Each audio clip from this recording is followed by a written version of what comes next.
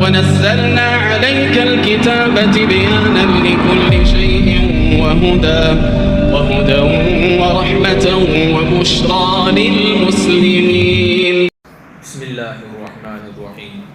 الحمد لله رب العالمين والصلاة والسلام على سيد الأنبياء والمرسلين محمد النبي الأمي وعلى آله وأصحابه وأتباعه وأزواجه وذرياته وأهل بيته وأهل طاعته أجمعين إلى يوم الدين. أما بعد، أعوذ بالله من الشيطان الرجيم. بسم الله الرحمن الرحيم.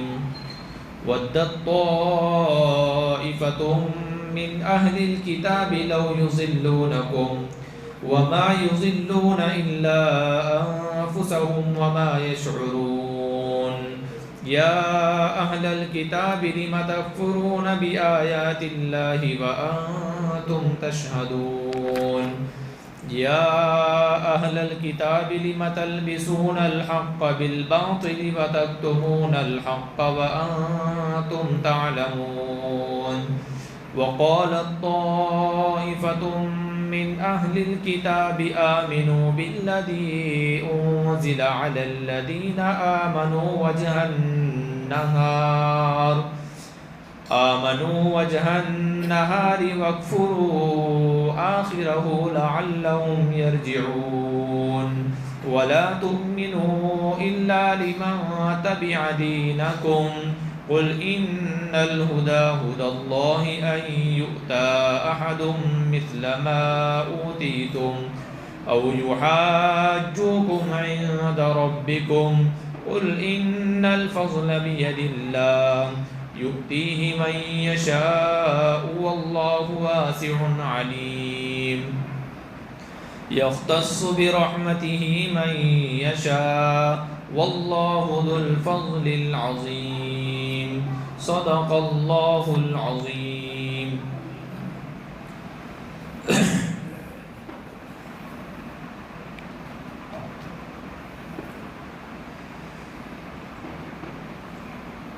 آیت مبارکہ میں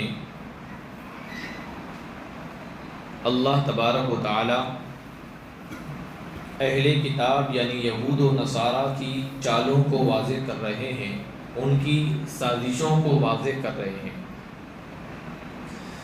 گزشتہ تفسیر میں فرمایا تھا کہ ابراہیم علیہ السلام کے بارے میں یہود و نصارہ جو عقیدہ رکھتے تھے اور زبردستی ان کو اپنی طرف کھینچ رہے تھے، اپنے مسلک و مذہب کے ساتھ ان کو شامل کر رہے تھے، اللہ تبارک و تعالیٰ نے ان کی تردید فرماتے ہوئے ابراہیم علیہ السلام کے بارے میں فرمایا ما کان ابراہیم یہودیہ ولا نصرانیہ، کہ ابراہیم علیہ السلام نہ تو یہودی تھے اور نہ ہی نصرانی تھے۔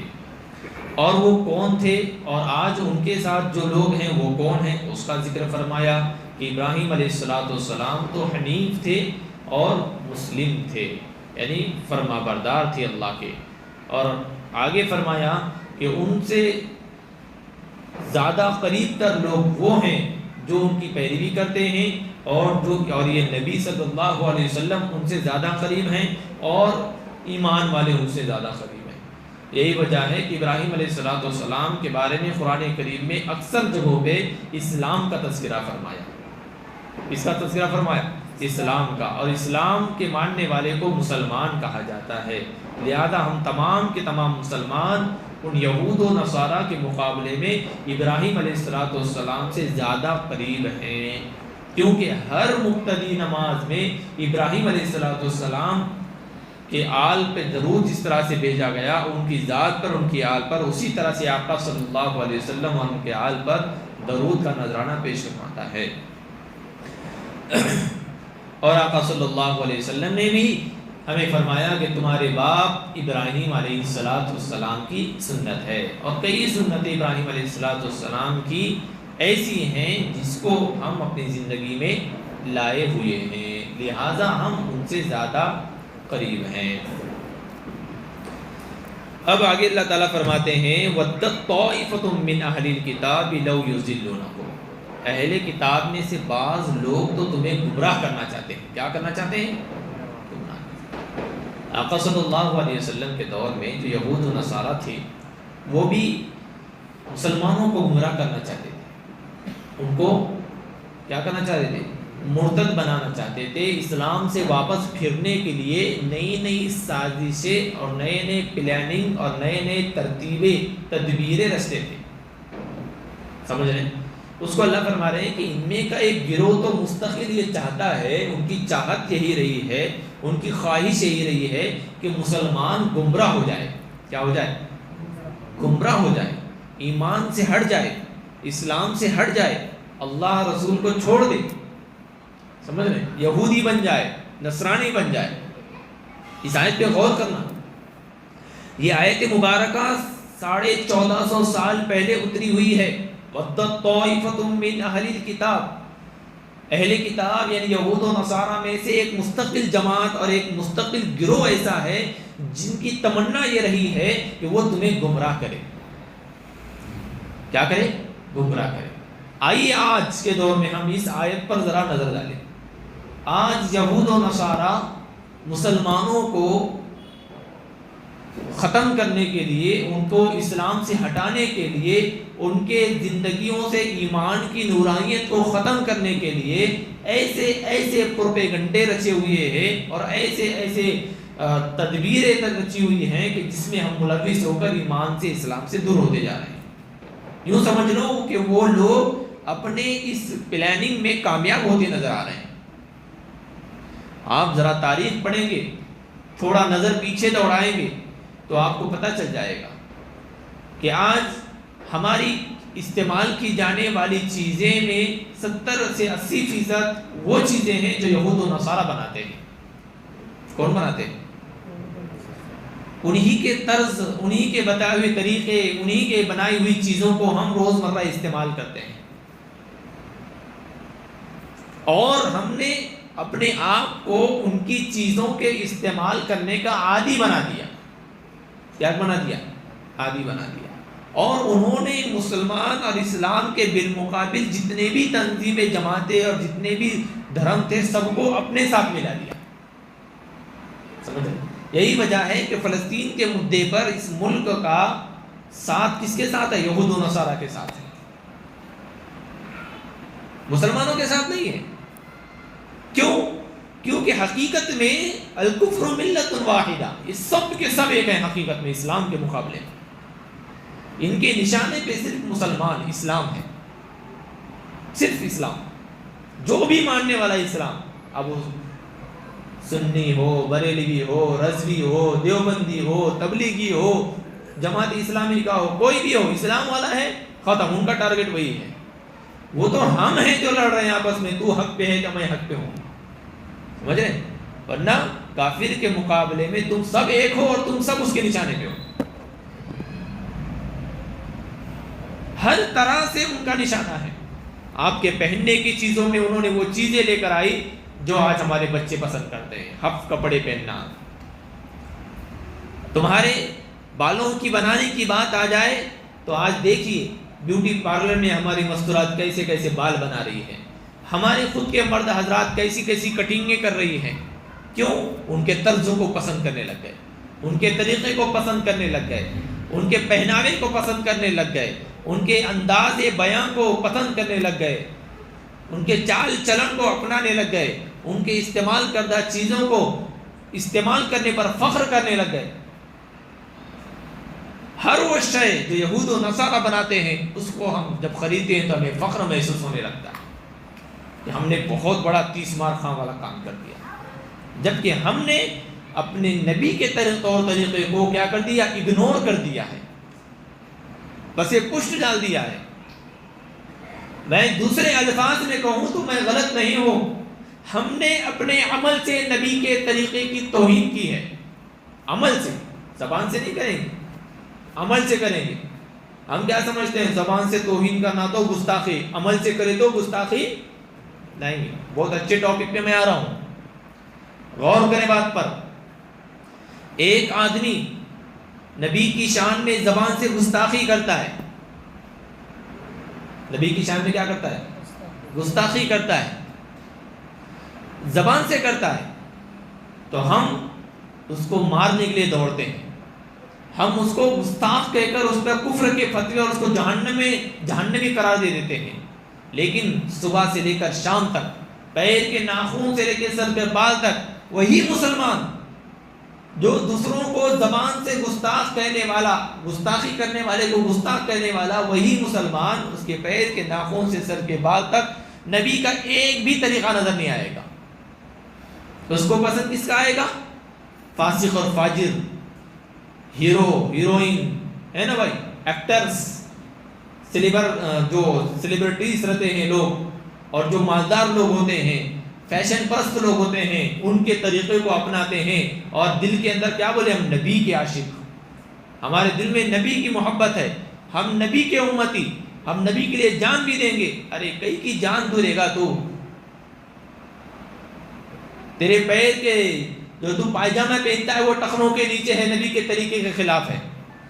تو پہلے پائجامہ صحیح پہن، سر پہ جو کٹنگ کر رہا ہے وہ نبی کے طریقے کے مطابق کر، انگریزوں کے طریقے کے مطابق نہیں. جان تو بعد میں دے دینا، پہلے نبی کے ہمیں طریقوں کو اپنی زندگی میں لانا پڑے گا. وہ شخص اپنی زبان سے گستاخی کر رہا تھا اور ہم اپنے عمل سے کیا کر رہے ہیں؟ نبی کے طریقے کو اگنور کر رہے ہیں. یوں کہوں تو ہمیں، مجھے معاف کر دینا، ہمیں نعوذ باللہ ثم نعوذ باللہ نبی کا طریقہ پسند ہی نہیں آ رہا ہے. کیا ہے جیسا غلط بول رہا ہوں؟ ہمارے نوجوانوں بچوں کو دیکھ لیجیے، ہمارے بچے جیسے جیسے بڑے ہو رہے ہیں فیشن پرست ہوتے جا رہے ہیں، ان کے پہناوے کا طریقہ بدلتا جا رہا ہے. عید پر جو فلم ریلیز ہونے والی ہوتی ہے وہ عید کے دن وہی کپڑے پہنتا ہے جو فلموں میں ہیرو پہنتے ہیں. فاسق فاجر جن کا کوئی جن دھرم نہیں، مذہب نہیں، سمجھ نہیں، ایسے لوگوں کے طریقے کو، ان کے کپڑوں کو ہمارے بچے اور بچیاں پسند کرتے ہیں. اور نبی کے طریقے اور صحابیات کے طریقے، امہات المؤمنین کے پہناوے کو ہماری بچیاں، ہماری مستورات پسند نہیں کرتی. اس کا مطلب پسند ہمیں تو کوئی اور ہے، زبان پہ صرف نبی نبی ہے. کیا ہے؟ زبان پہ نبی نبی ہے، ورنہ تن من دھن میں کون ہے؟ کوئی اور ہے. کہنے کا مقصد یہ ہے کہ ہمیں گمراہ کرنے کے لیے یہود و نصارہ نے اپنی پوری کوشش لگا دی ہے. ہم اپنے بیڈ روم میں جائیں گے، ہماری لگائی ہوئی چیزیں پوری کی پوری یہود و نصارہ کے طریقے پر نظر آئے گی. جو ٹوب استعمال کرتے ہیں، جو برش استعمال کرتے ہیں، جو صابن استعمال کرتے ہیں، وہ سب میں ایسی ایسی چیزوں کی ملاوٹ ہے جو شریعت کے اندر حرام ہے. اور ہم اس چیز کو کیا کرتے ہیں؟ پسند کرتے ہیں. انکار نہیں ہے، آپ چیز کو استعمال ضرور کیجئے، انکار نہیں ہے، لیکن اس کے پیٹھ پیچھے ان کا جو مقصد کار فرما ہے اس مقصد کو سمجھے. یہی وجہ ہے کہ یہود و نصارہ کے پروڈکٹ کا بائیکاٹ شروع کیوں ہوا؟ پورے دنیا کے اندر مسلمانوں کے ہر مسجد میں یہ اعلان کیوں ہوا کہ اسرائیل اور اسرائیل کا جو پروڈکٹ ہے، اسرائیل کا جو پروڈکٹ ہے اس کو کیا کرو؟ بائیکاٹ کرو. کیوں؟ وہی چیز خرید رہے ہیں، اسی کے پیسوں سے انہی کے، یعنی ہمارے ہی بھائیوں کو کیا کر رہے ہیں؟ قتل کر رہے ہیں. ذرا اس بات پر غور کریں گے تو تصور میں آ جائے گا کہ میں پیسے دے رہا ہوں کہ میرے بھائی کو مار لے، کیا ہوگا؟ یہ لے 50 روپے اور اس کا بارود میرے بھائی پر ڈال دے، اس کو ختم کر دے. چھوٹا سا مطلب یہ سمجھ میں آتا ہے. اور ان کی سازشیں ابھی سے نہیں ہیں، آقا صلی اللہ علیہ وسلم کے دور سے ہیں. آگے کی آیت وہی ذکر فرما رہے ہیں، آگے چلوں گا. دیکھیے اللہ فرماتے ہیں اہل کتاب کا ایک طبقہ تو چاہتا ہے کہ وہ تم کو کیا کرے؟ گمراہ کرے. وما یضلون الا انفسهم وما يشعرون. لیکن یہ گمراہ نہیں کر رہے ہیں مگر اپنے آپ ہی کو. یہ حقیقت میں کیا کر رہے ہیں؟ اپنے آپ کو گمراہ کر رہے ہیں، اور ان کو محسوس بھی نہیں ہو رہا ہے، احساس بھی نہیں ہے کہ ہم اپنے آپ ہی کو گمراہ کر رہے ہیں. ان کی تدبیر ہے، یہ سمجھتے ہیں کہ یہ ہم ہی اکیلے کیا ہیں؟ ہدایت پر ہیں، ہمارے آگے کوئی ہدایت پہ نہیں ہے، ہم ہی اہل کتاب ہیں، ہمارے علاوہ کسی پر کتاب نہیں اترنا چاہیے تھی، ہم ہی نبی کی کیا ہیں؟ ہمارے ہی پر نبی اترا ہے، ہمارے علاوہ کسی پر نبی نہیں اترنا چاہیے. ہم نہیں سمجھ رہے ہیں. اب جس پر اترا اس سے حسد ہونے لگ گیا، جس پر اترا، جس پر کتاب اتری اس پر حسد ہونے لگا. ان پر کیسے کیا کتاب اتری؟ کتاب تو ہم پر ہی اترنے والی تھی. اب ہمارا مقام کیا ہو جائے گا؟ کمزور ہو جائے گا. کیا ہو جائے گا؟ کمزور ہو جائے گا. ہمارا منصب کمزور ہو جائے گا. لوگ ہماری واہ واہ نہیں کریں گے. اب لوگ ان کے پاس جائیں گے, لوگ ان سے پوچھیں گے, وہ ہم سے حجت بازی کر کے ہم سے آگے نکل جائیں گے. تو یہاں پر ان کو حسد ہونے لگ جائے. تو یہ لوگ حقیقت میں گمراہ کرنے کی سازشیں رچ رہے ہیں, ایمان والوں کے بارے میں گمراہ کرنا چاہتے ہیں, لیکن حقیقت میں اللہ فرما رہے ہیں یہ ان کو کیا گمراہ کرتے, یہ خود اپنے آپ کو گمراہ کر رہے ہیں اور ان کو محسوس بھی نہیں ہے. آگے فرمایا یا اہل الکتاب لم تکفرون بآیات اللہ, اے اہل کتاب تم اللہ کی آیتوں کا انکار کیوں کرتے ہو حالانکہ تم خود اس کے گواہ ہو. تم خود اس کے کیا ہو؟ تمہارے تورات اور انجیل میں جب یہ واضح آیتیں اللہ کی اتری ہیں کہ ایک محمد بن عبداللہ ایک نبی آئیں گے, آخری نبی ہوں گے, ان پر ایک کتاب اترے گی جو آخری کتاب ہوگی, آخری شریعت لے کر کے آخری نبی آئے گا, اور جتنے بھی یہود اور نصارہ یعنی موسیٰ علیہ السلام کی قوم ہے ان سب کو ان پر ایمان لانا پڑے گا. یہ سب کچھ تمہاری کتاب میں موجود ہے, اللہ کی آیتیں, تو تم اس کا انکار کیوں کرتے ہیں حالانکہ تم خود کیا ہو, اس کے گواہ ہو. تم کو خود کو پتا ہے کہ تورات میں یہ سب کچھ موجود تھا. وانتم تشہدون, تم سب کو معلوم, جب معلوم ہوتے ہوئے تم کیوں کر رہے ہو, وہی ہے حسد. اور آگے کیا فرمایا یا اہل الکتاب لم تلبسون الحق بالباطل وتکتمون الحق وانتم تعلمون, اور اے اہل کتاب تم کیوں حق کو باطل کے ساتھ کیا کہتے ہیں ملاتے ہو, اور تم حق کو کیوں چھپاتے ہو حالانکہ تم اس کو حق کیا ہے جانتے ہو. تم کیا کر رہے ہو, حق کو باطل کے ساتھ کیا کر رہے ہو, گڑ مڑ کر کے ملا رہے ہو, اور جو حق ہے اس کو چھپا رہے ہو. کیا کرتے تھے, میں نے شروع میں جو تفسیر سننے والے احباب شروع سے سن رہے بیٹھے ہیں وہ جانتے ہیں, بنی اسرائیل کا جب تذکرہ چل رہا تھا تو وہ اپنے ہی نبی پر اتارے جانے والی کتاب تورات میں اور انجیل میں تحریف کرتے تھے. کیسا کرتے تھے, ایسا رکھتے تھے کیا نبی کا تذکرہ تورات میں موجود ہے, کوئی آ کر پوچھتا دیکھو کہاں پر ہے, ایسا ہاتھ رکھتے تھے, چھپا دیتے تھے, ہاں یہاں پر دیکھو ہے کہ یہاں پر نہیں ہے نا, اور جہاں پر ہے وہاں پر اپنا ہاتھ رکھتے تھے. یہ بھی طریقہ اپناتے تھے. یہ تو صرف تھوڑی دن چلا, اس کے بعد ڈر لگنے لگا کہ کہیں کتاب دوسرے تک بھی نہ پہنچ جائے, اس لیے انہوں نے کیا کیا, نئی تورات بنا دی جس کے اندر اپنے من کے مطابق احکامات ڈال دیے. نبی کی نشانیوں کو مٹا کر کے دوسری نشانیاں ڈال دی گئی. سمجھ رہے, یہ سب حسد اور جلن میں کیا, تو تحریف بھی کی, حق کو باطل کے ساتھ ملا دیا, گڑبڑ کر دیا, اور حق کو چھپانے لگ گئے. اللہ نے فرمایا اے اہل کتاب لم تلبسون الحق بالباطل, حق کو باطل کے ساتھ گڑبڑ کر کے کیوں ملاتے ہو, اور وتکتمون الحق, اور تم حق کو کیوں چھپاتے ہو, وانتم تعلمون, حالانکہ تمہیں اس کا علم ہے کہ یہ سب کچھ کیا ہے, غلط ہے. حقیقی جو تھا وہ وہی تھا جو محمد بن عبداللہ کہہ رہے ہیں صلی اللہ علیہ وسلم. آگے اللہ تبارک و تعالیٰ ذکر کر رہے ہیں ان کی تدبیریں.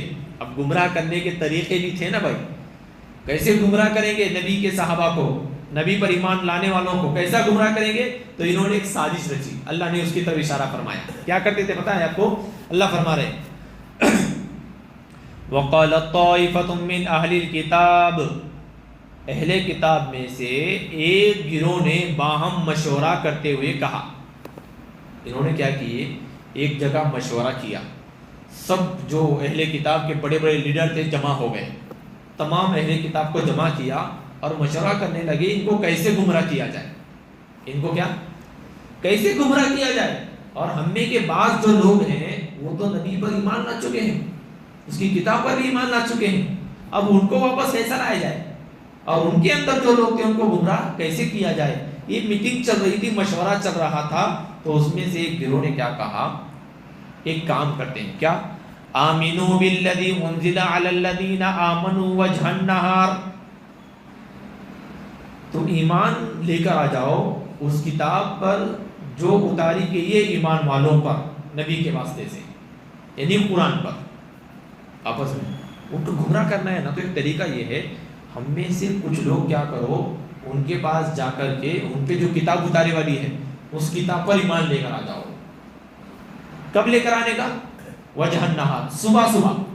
کیا کرنے کا, صبح صبح کے حصے میں کیا کرنے کا, جا کر کے ان سب کے سامنے, ہم بھی اس کتاب پر ایمان لے کر آتے ہیں اور محمد پر ایمان لے کر آتے ہیں. اس طرح سے ایک گروہ جا کر کے ایمان میں، کیونکہ یہ اہل کتاب تھے، یعنی پڑھے لکھے لوگ تھے. کیا تھے؟ پڑھے لکھے لوگ. لوگوں کی نظر ان پر بہت تھی کیونکہ یہ پڑھے لکھے لوگ تھے. یہ کوئی بھی چیز پڑھیں گے، سمجھیں گے، اس کے بعد بولیں گے. یہ عالم ایسے ہی جا کر کے کسی چیز میں نہیں جائیں گے. تو انہوں نے یہ سازش رچی کہ یہ ہمارے کچھ لوگ، تم میں سے ایک طبقہ کیا کرے، صبح صبح کے ٹائم پر ان لوگوں کے سامنے جو ان کے ایمان میں داخل ہو گئے، ہمارے لوگ، ان کے سامنے جا کر کیا کہے کہ ہم بھی اس کتاب پر آج ایمان لے کر آئے. صبح صبح وَقْفُرُوا آخِرَهُ، صبح کے ٹائم پر ایمان لے کر آؤ اور پورا دن مسلمان بنے رہو بظاہر. اور رات کے وقت میں، یعنی آخر دن میں کیا کرو، جب دن ڈھلنے لگتا ہے اس کا انکار کر دو. کیا کر دو؟ کتاب کا انکار کر دو. لعلہم یرجعون، جب تم انکار کرو گے تو تمہارے ساتھ وہ لوگ بھی اپنے واپس اپنے یہودیت میں اور عیسائیت میں لوٹ آئیں گے. کیسے لوٹ آئیں گے؟ ان کی سازش یہ تھی، 4 لوگ ان کے سامنے جا کر کے کہے کہ ہم ایمان لے کر آئے، اور رات کے وقت میں جب واپس جا رہے ہیں تو لوگ سمجھیں گے کہ یہ تو اہل کتاب ہے. کیا ہے؟ اہل کتاب ہیں. انہوں نے صبح میں اسلام میں داخل ہو گئے تو گویا انہوں نے اسلام میں نعوذ باللہ کچھ نہ کچھ گڑبڑ دیکھی ہوگی، تبھی تو واپس جا رہے ہیں.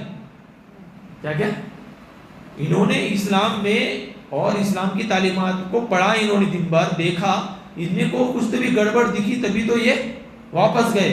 یہ پڑھے لکھے ہیں، آپ ان تو کیا ہیں، جاہل ہیں. یہاں پڑھے لکھے ہیں، واپس گئے، مطلب کچھ نہ کچھ نعوذ باللہ دال میں کالا ہے. چلو آپ ان کے ساتھ واپس. تو تم میں کا ایک طبقہ صبح صبح ان کے سامنے جا کر ایمان میں داخل ہو جائے اور رات کے ٹائم پہ انکار کر کے نکلے، تو جو لوگ ان کے اندر موجود تھے وہ تمہیں تمہارے بارے میں یہ سوچ کر کے تمہارے ساتھ واپس آئیں گے کہ تم نے دن بھر میں اسلامی تعلیمات کو دیکھے ہیں اور کچھ نہ کچھ غلط ہوگا تو ہی واپس جا رہے ہیں، ورنہ اسلام میں باقی رہتے. اس لیے کچھ لوگ کیا جائے، ان کے ساتھ چلے جائے. یہ سازش اتنی خطرناک سازش ہے. ایسی سازش رچائیں. اللہ اس کا تذکرہ فرما رہے ہیں، وَقَالَتْ طَائِفَةٌ مِّنْ أَهْلِ الْكِتَابِ آمِنُوا بِالَّذِي أُنزِلَ عَلَى الَّذِينَ آمَنُوا وَجْهَ النَّهَارِ وَاكْفُرُوا آخِرَهُ لَعَلَّهُمْ يَرْجِعُونَ. اہل کتاب میں سے ایک طبقہ کہنے لگا کہ تم ایمان لے آؤ اس کتاب پر، اس چیز پر جو ایمان والوں پر اتاری گئی ہے محمد صلی اللہ علیہ وسلم کے واسطے سے. صبح کے وقت میں ایمان لے کے جاؤ اور رات دن کے آخر حصے میں تم اس کا انکار کرو. لعلہم یرجعون، تاکہ ان کے بھی لوگ کچھ تمہارے ساتھ واپس اپنے دھرم اور یہودیت اور عیسائیت کی طرف آ جائے. ولا تؤمنوا الا لمن تبع دینکم، اور تم بات مت مانو مگر انہی کے سامنے جو تمہارے دین کے تابع ہیں. یعنی جو تم میں سے ادھر چلے گئے نا، انہی کے سامنے تم جا کر کہو کہ ہم تم پر ایمان لے کر آئے. دوسرے کے سامنے جا کے تذکرہ مت کرو، تمہارے لوگوں کے سامنے تذکرہ کرو، تاکہ ان لوگوں کو کیا کہ ان کا کیا ایمان تو کیا ہوتا ہے، کمزور ہوتا ہے، وہ واپس آ جائیں گے. اللہ نے فرمایا، قل، اے محمد صلی اللہ علیہ وسلم آپ کہہ دو، ان الہدی ہدی اللہ. یہ لوگ کیا کسی کو گمراہ کرنے کی کوشش کرتے ہیں اور کسی کو صحیح راستے پر لانے کی کوشش کریں گے. ہدایت اللہ کے قبضے قدرت میں ہے. ہدایت تو وہی ہے جو اللہ کی ہدایت ہے. وہ بظاہر ایمان میں داخل ہو جائیں گے اور شام کے ٹائم پہ واپس چلے جائیں گے تو لوگ بھی اس کے ساتھ گمراہ ہو جائیں گے. یہ سازش بیکار ہے. اللہ جس کو ہدایت دیتا ہے پوری دنیا مل کر اس کو کافر نہیں بنا سکتی، مرتد نہیں بنا سکتی. سمجھیں یہ کیا، اس سے ہزاروں لوگ مل کر بھی اگر سازشیں رچ کر کے ایمان والوں کو واپس اپنے یہودیت کی طرف اور عیسائیت کی طرف لوٹانے کی سازشیں کریں گے تو ان کو لگتا ہے کہ کامیاب ہو جائیں گے. ارے ہدایت اللہ کی چیز، دی ہوئی چیز ہوتی ہے. اللہ جس کو ہدایت دے دیتا ہے وہ کبھی گمراہ نہیں ہوتا، اور اللہ جس کو گمراہ کرتا ہے پھر ہدایت کے اس کے دور دور تک کوئی نشان نہیں ہوتے. تو یہودیوں تم گمراہ ہو چکے ہو، لہذا اب تمہارا ہدایت پہ آنا یا اس کا ایکٹنگ بھی کرنا یہ کیا ہے، فضول ہے.